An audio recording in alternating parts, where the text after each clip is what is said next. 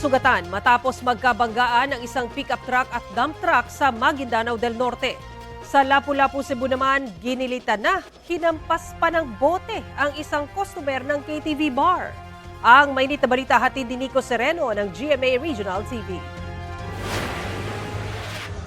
Hawak-hawak pa ng isang lalaki ang kanyang leeg matapos siyang gilitan at hampasin ng bote sa isang KTV bar sa Lapu-Lapu, Cebu.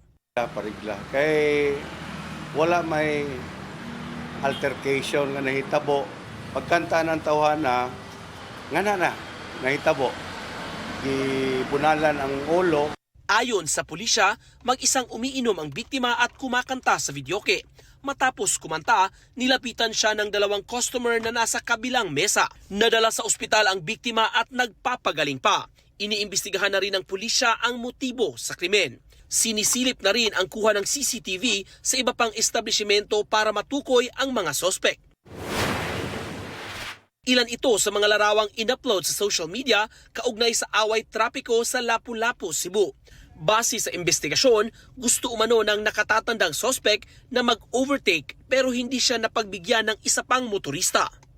Nakita ng nakababatang sospek ang komprontasyon ng kanyang ama at ng motorista. Pinagbantaan umano ng mag-ama ang motorista at pilit pinabababa sa sasakyan. Ang mag-amang jeepney driver may dala pang kutsilyo at barbecue sticks.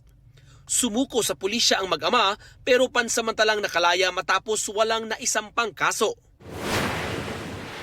Wasak ang unahang bahagi ng isang pick-up truck matapos makabanggaan ang kasalubong na dump truck sa National Highway sa Barangay Bito, Dato Odin Sinsuat, Maguindanao del Norte.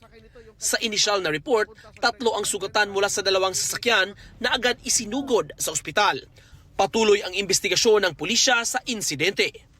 Nico Sereno ng GMA Regional TV, nagbabalita para sa GMA Integrated News.